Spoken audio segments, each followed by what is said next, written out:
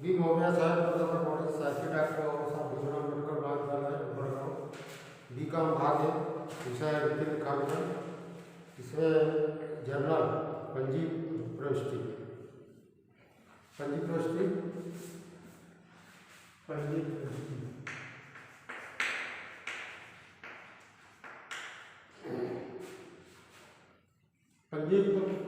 में कुछ चरण है आपका।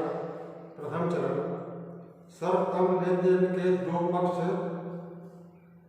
को जानना।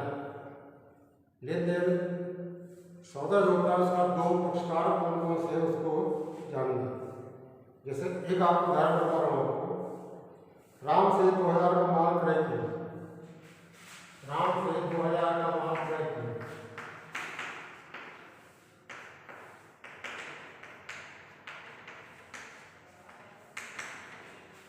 यहाँ पे ध्यान देना है, इसमें यदि नगद शब्द दिया होता तो राम का चित्त नहीं रहता।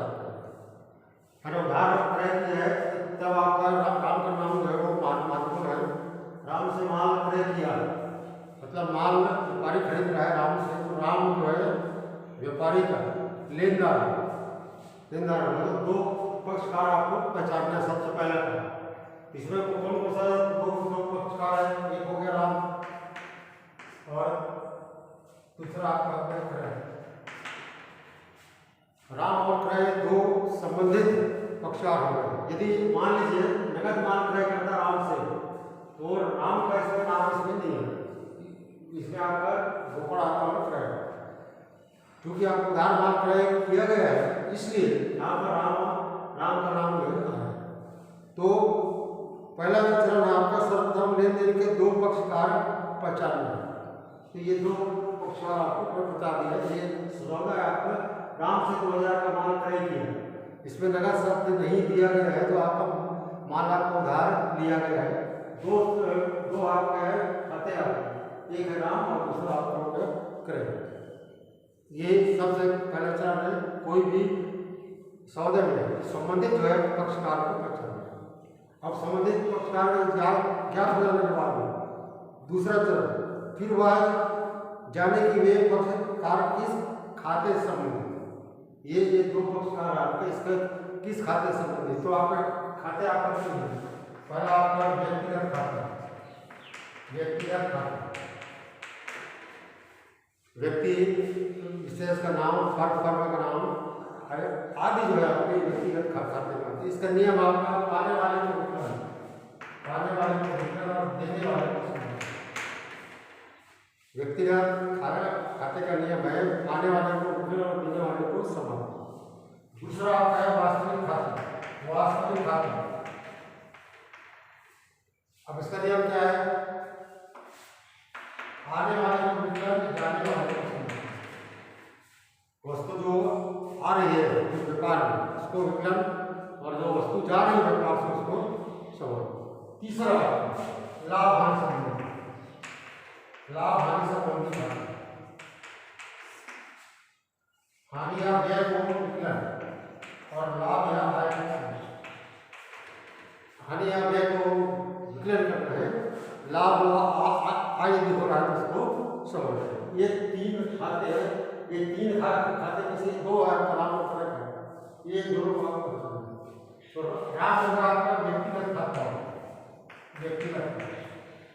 और क्रय आपका होगा वास्तविक। तो पहले सौदा फिर संबंधित दो पक्षकार और दोनों के आपको ये कौन सा खाते संबंधित है आपको ज्ञात करना है। तीसरा चरण तत्पश्चात उस खाते के नियमों के आधार पर विकलन या समाकलन करना। तो ये जो है ना दो खाते आपको नियम बता देते हैं खाते। ये आपका है व्यक्तिगत खाता राम ये राम आपका देने वाला। राम जो है वो वस्तु देने वाला है। ये देने वाले को आपको समापन। और क्रय खाता क्या है वो वास्तविक खाता है। या पाने वाले को यहाँ जाकर आपका क्रय लिखा और राम लिखे से ये हो जाएगा आपका जो है तीन आपको तब बचा वो खा खाते को नियमों का ध्यान इतना लोग समर्पित करते हैं। चौथा तरह होता है अंत में विवरण लिखना। ये पहली प्रश्न करने के बाद में आपको विवरण लिखना है। राम से 2000 का मान है या आपको विवरण जो है वो लिखना है। अब इसका उदाहरण बताते हैं। जैसे आप जानते हैं कि जर्नल में 5 कॉलम बनते हैं। पहला आपको होता है डेट, इसमें वर्ष को पहले लिखते हैं, फिर आपको ये तारीख। दूसरा विवरण और तीसरा पर खाता पृष्ठ संख्या, खाता पृष्ठ संख्या। और इसमें राशि के 2 कॉलम विकलन राशि का समय। ये है कॉलम। अब 14 में बता रहा हूँ। पहला आपको नगद से व्यापार प्रारंभ किया। नगद से व्यापार प्रारंभ किया, राशि है 60। नगद से व्यापार प्रारंभ 60।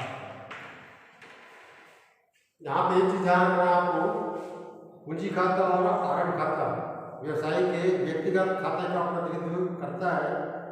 व्यवसाय का नाम न लिख करके पूंजी खाता व आरंभ खाता लिखा जाता है और ये दोनों जो है व्यक्तिगत खाते होते हैं। अब इसमें दो आपको खाता पहचानना है। एक आप हो गया रोकड़ खाता और एक आप हो गया पूंजी खाता। व्यवसायी के खाते का नाम ना लिख करके पूंजी खाता और आपका आरंभ खाता लिखा जाता है। ठीक है, ये 2 खाते हो गए। रोकड़ खाता जो है ये वास्तविक खाते हैं। ये रोकड़ में आपके व्यापार में आ रहे हैं। रोकड़ खाता विकलन 60। और फिर आपका जो पूंजी खाता जो है व्यक्तिगत खाता है।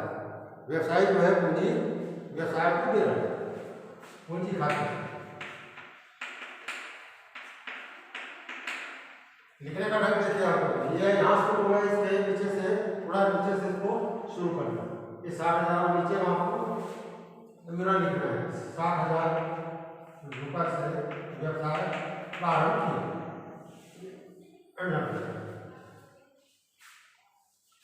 अब इसके बाद आपका फर्नीचर खरीदा 4,325 रुपये। फर्नीचर खरीदा 4,325। 2 संबंधित खाते आपको पहचाने। एक आप हो गया फर्नीचर खाता और एक हो गया आपका रोकड़। ये दोनों खाते आपके वास्तविक खाते हैं। फर्नीचर आपका जो है आ रहा है, फर्नीचर लिखा विकलन रोकड़ खाता 4,325 रुपये का फर्नीचर खाता और रोकड़ खाता। फर्नीचर आपका संपत्ति है, वास्तविक खाता है। रोकड़ भी जो है वास्तविक खाता है। ये आपका फर्नीचर व्यापार में आ रही है और रोकड़ जो है आपका व्यवसाय से जा रहा है। ये 4,325। 4,325। फिर आपका शब्द है आपका निर्मल से नगद माल खरीदा। अब इसमें व्यक्ति का नाम भी दिया और नगद भी दिया। तो आपका निर्मल का महत्व नहीं है, नगद का महत्व है। दो खाते निर्मल से नगद माल खरीदा। नगद संपत्ति है, इसमें व्यक्ति का बेचने वाले का कोई आपका औचित्य नहीं रहता। 2 खाते बताता है। एक आपका है क्रय लेखा और दूसरा आपका है रोकड़।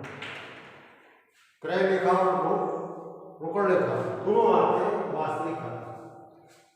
यहाँ पंचम आपका क्रय रेखा विकलन, क्रय के द्वारा वस्तु जो है व्यापार में आ रही है, रोकड़ खाता, रोकड़ जो आपका व्यापार से जा रही है।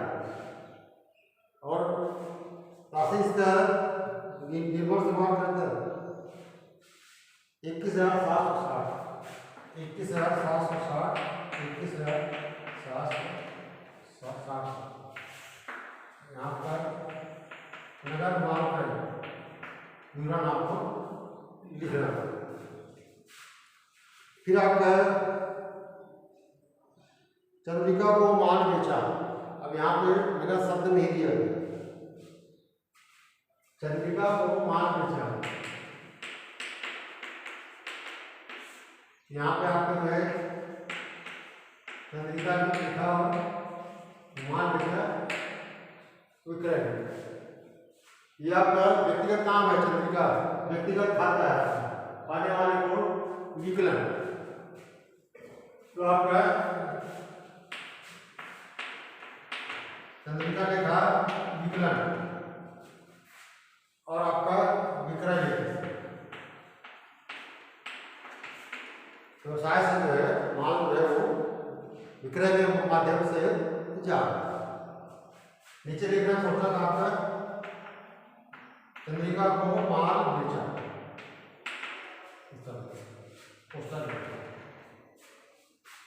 फिर अगला शब्द आपका श्याम से माल खरीदा, श्याम से माल खरीदा,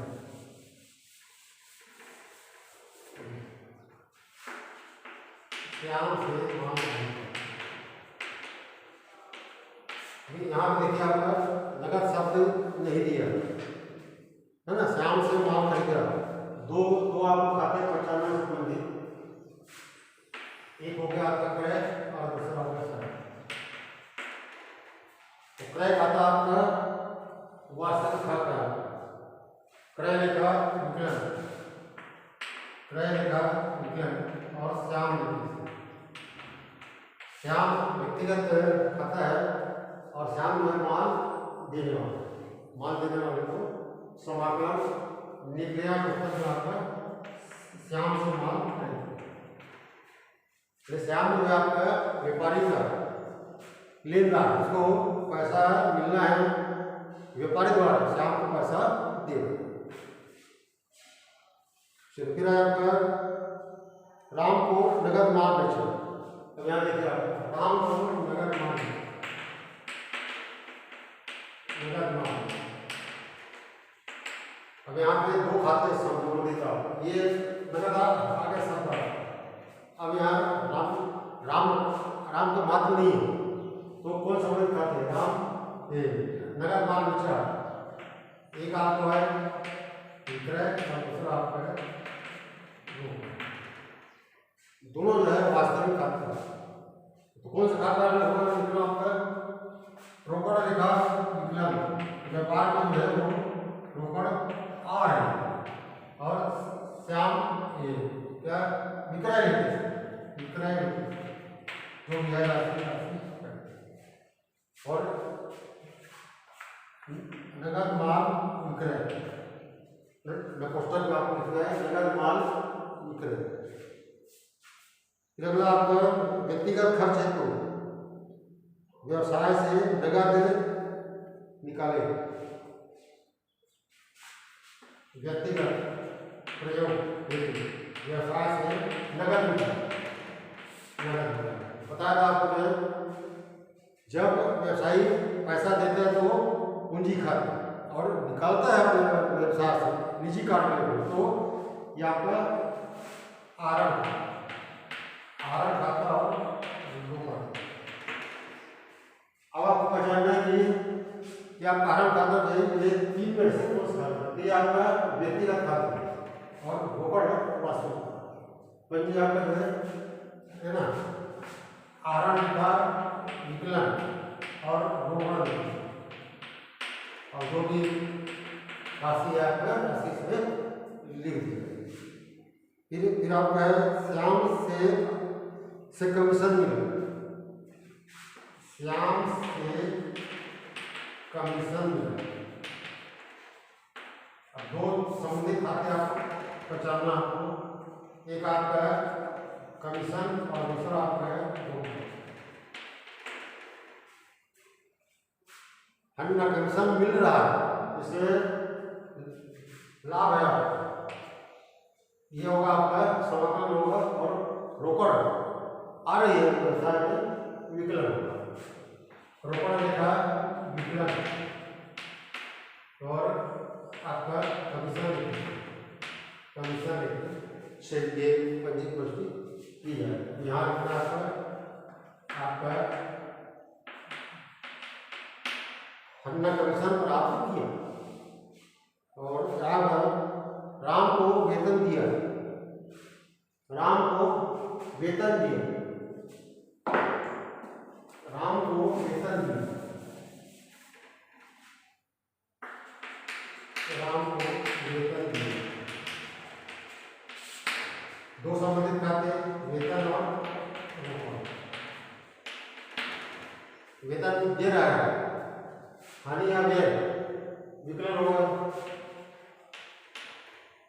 रोकड़ जो है वो जा रहे जाने वाले को समान, पंजाब का वेतन लेखा विकलन और रोकड़ लेखे से यहाँ पर वेतन का भुगतान किया। ये पंजी दृष्टि आपको जो है तीन चरण ध्यान में, पहला सौदा होगा, सौदे के बाद में जो संबंधित दो है खाते वो आपको याद करना है, और संबंधित दो खाते याद होने के बाद में ये तीन आपको बताया व्यक्तिगत खाता, वास्तविक खाता, लाभ हानि संबंधित खाता, किस खाते से वो खाता संबंधित है, ये आपको ध्यान में आपको देना है। और ध्यान में देने के बाद आपका पंजी पुष्टि करना, पंजी पुष्टि के लिए ये 5 कलम आपको बता दिए हैं। डेट पे ध्यान देना है, पहले बुक वर्ष लिखना है, बाद में उसका जो डेट है वहाँ पर वो आपको लिखना है।